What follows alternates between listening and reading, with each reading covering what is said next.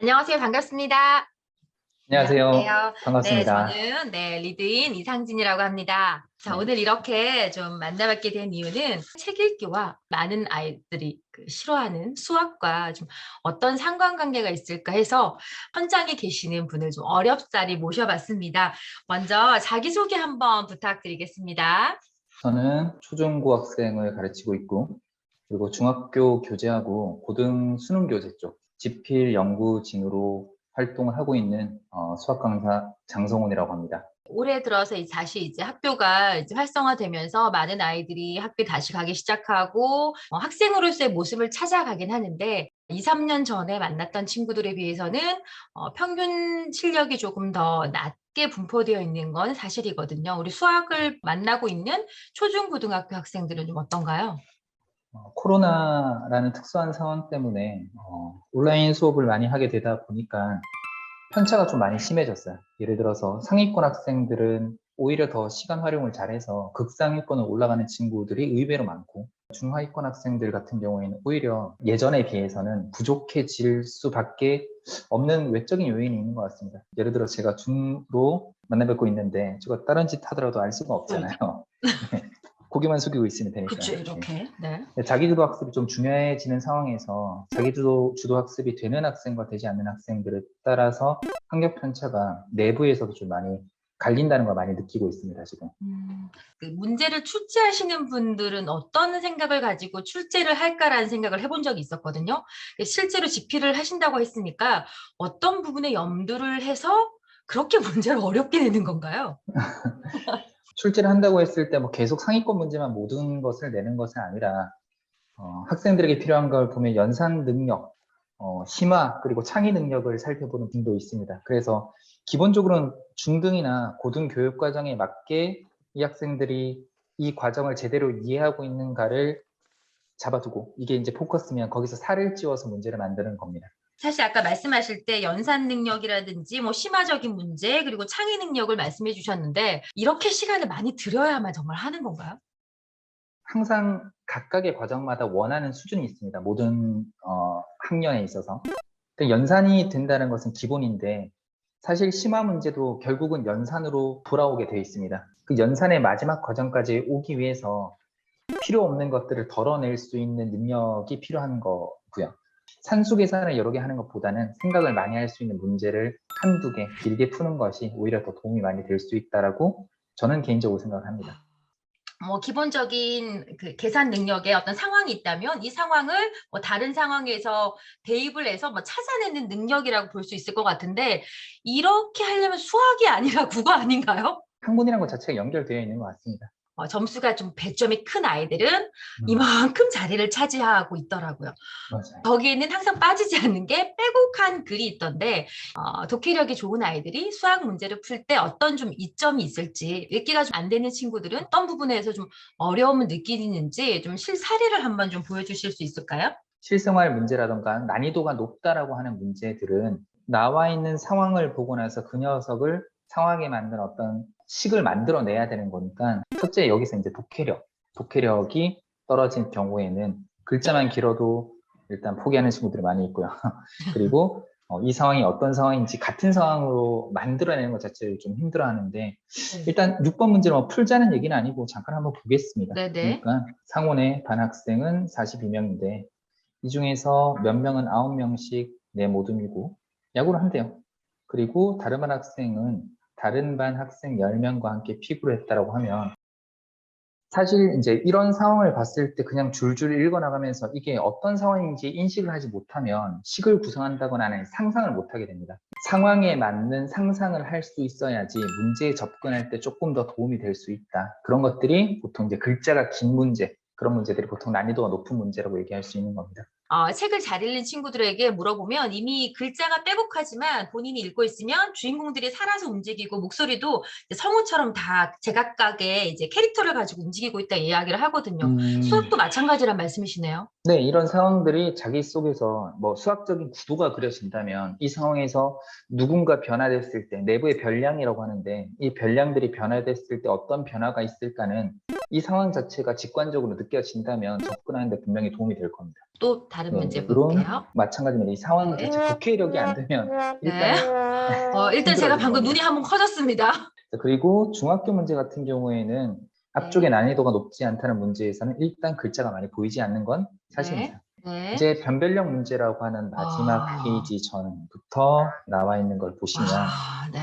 이런 수식이라던가 이 내용들에 대해서 독해를 하지 못한다라고 하면 이 부분을 접근할 수 없고 그 수식의 조건들을 글로 풀어뒀고 다른 상황에 적용시켜서 풀어둔 거니까 거기서 적혀 있는 내용들을 뽑아와서 하나의 수식으로 만들어내는 능력을 보는 거니까 독해력은 필수라고 얘기할 수 있습니다. 필수겠네요. 고등도 한번 보겠습니다. 네. 고2, 고3, 모의고사 문제라고 보시면 됩니다. 사실은 이 문제는 난이도가 높은 문제가 아닙니다. 그러니까 저도 여기 적혀 있는 이 수식이 뭘 원하는지 모르지만 여기서는 이 각각의 대입되는 대응하는 녀석들이 누구인지를 글을 읽고 그냥 뽑아내면 되는, 결론적으로 봤을 때는 그야말로 산수 문제인데 사실 글 읽기라던가 아니면 독해력이 사실 중요하다라고 얘기할 수 있는 대표적인 형태의 문제라고 볼 수 있습니다. 저 좀 수학 문제는 어렵지 않게 풀어요. 수학이 즐거워야 하는 학생들이 책도 잘 좀 읽는 편인가요? 선생님도 어린 시절에 책을 좋아했다라고 말씀하셨는데. 책은 좋아했습니다. 대체적으로 봤을 때 그 학습, 그 과목들 간의 연계성은 분명히 있다고 느껴지는 게 국어를 잘하는 친구들 같은 경우에 수학도 잘합니다. 특히 아까 봤던 그런 문장제 문제들, 그리고 독해가 되는 거니까. 그리고 수학을 잘하는 친구들이 과학을 잘한다는 얘기도 있지만 결국 수학도 국어도 논리 있지 않습니까? 논리고 정확하게 답이 물론 문학적으로 봤을 땐 답이 과연 정해져 있을까는 모르겠지만 딱딱 들어맞는 부분이 있으니까 이 논리를 잘하는 친구들이 과목간 다 연계성이 있어서 전반적으로 다 잘하고, 독서를 특히 좋아하는 친구들 중에서는 수학을 잘 못하는 친구는 많이 못 봤습니다. 인상 깊었던 부분이 아까 초등학교 문제를 보여줬을 때 선생님이 설명을 하시면서 자연스럽게 끊어읽기를 하시더라고요. 이 방법을 쓰시는 이유가 있나요? 이제 초등학생들을 가르치거나 아니면 독해가 안 되는 친구들은 그냥 문제를 풀어봐 라고 했을 때 이 상황 자체는 인식 못 하는데, 이걸 모르겠습니다. 그럼 네가 어디까지 알고 있어? 나한테 설명해봐. 아예 설명을 못해요. 그래서 그럼 이 상황이 무엇인가를 끊어주면서 설명을 하고 얘가 상상할 수 있도록 얘기해주면 이 문제를 풀어내거든요. 그래서 제가 독해력이란 건 수학에서도 너무너무 중요한 겁니다. 독해가 필요 없는 건데 그건 약속이니까. 수식이 아니라 그 수식을 만드는 과정에서는 이게 어떤 상황인가를 설명해줘야지, 설명을 해주면 이 문제를 해결할 수 있는 걸 보고 저도 상상을 못했네요. 원래 이런 식으로 하면서 어떤 상황인지를 설명을 하는 건데 그렇게 얘기를 해줬을 때 학생들이 풀어내고, 심지어 고등에서도 문제를 해석할 때 그 각각의 문제에서 주어진 부분을 이렇게 동그라미 친다거나 주요한 조건이 무엇이든가 이런 것들을 설명을 해줍니다. 그럼 풀어내지 못했던 학생들도 상황을 이해하고 풀어내는 경우가 많아서 습관이 된 것 같습니다. 이렇게 했던 것이. 우리 수학을 잘하고 싶은 학생들에게 어떻게 하면 수학을 잘할 수 있다. 자, 교과서 같은 이야기 말고 자, 부탁드려보겠습니다. 양치기라는 게 있습니다. 양치기. 혹시 들어보셨나요? 별로 안 좋아하는 거라서 알고 있습니다. 많이 하는 건가요? 양치기라는 게 양으로 승부한다는 거 양치기라고 하는데, 양치기는 중요한 문제가 아닙니다. 반가운 소식이에요. 네. 전혀. 네. 네. 우리 아이는 잘하는데 그냥 항상 100점 맞을 수 있는데 항상 실수를 한다. 그게 실력인 거고 그게 연습 부족인 거니까 연산 실수도 분명히 연습 부족이다. 이건 첫째.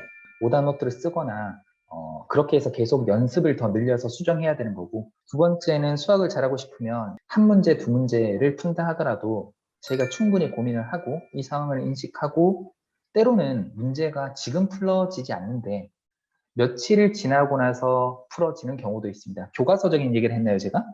그렇지 아닙니다. 않습니다. 네. 정말로 그런 상황이 때로는 뒤의 과정을 함께 공부하거나 다른 문제를 풀면서 다른 사고를 하는 과정에서 자기가 잠시 킵해뒀던 이 문제들이 해결되는 경우가 있는데, 저는 생각을 많이 하라고 합니다. 그래서 어떤 문제를 풀 때 문제를 보자마자 복잡하니까 모르겠어요. 절대로 답지를 보고 아니면 누군가에게 도움을 받으면 다음에도 절대로 못 푼다라고 생각하거든요. 그래서 제가 속칭 얘기하는 건 삽질을 많이 해보라고 합니다. 그래서 어떤 문제를 봤을 때 내가 이런 생각도 해보고 상황도 생각해보고 잘못된 방법으로 푼 여러 가지 시행착오를 미리 거쳐야지 그래야지 다음에는 거기서 잘못된 길을 가는 게 여러 가지, 예를 들어서 100가지, 10가지 잘못된 길을 갔다면 다음에 어떤 문제를 접근할 때는 이 길이 아닌 것을 빠르게 캐치해서 또 다른 길로 돌아가고, 그래서 그렇게 점점 줄여나가면 결국 어떤 부분에서 여러 가지 경우가 있다는 것을, 여러 가지 방향이 있다는 것을 알고 어떤 방향으로 흘러가야 될까 실수를 많이 해봐야지 다음에는 더 빠르게 캐치할 수 있다. 왠지 한두 이 문제 이야기를 산수를 하는 것보다. 네. 학생이 들으면 결국 공부를 머리 하라는 거잖아요. 라고 할 근데 수도 있을 것 같은데 그 문제 핵심 양이라기보다는 네, 네, 문제 핵심 양보다는 많은 생각을 하는 게 많은 생각. 분명히 발전할 수 있는 네. 길이라고 생각합니다. 그 많은 생각을 하는데 독서도 도움이 되겠죠? 독서는 저는 도움이 반드시 된다. 분명히 된다라고 확신하는 사람 중 한 명입니다. 오늘 이 시간을 통해서 많은 친구들에게 도움이 됐길 바라면서 좋은 시간 내어주셔서 감사합니다. 이렇게 감사합니다. 인사드려보겠습니다. 고맙습니다. 고맙습니다.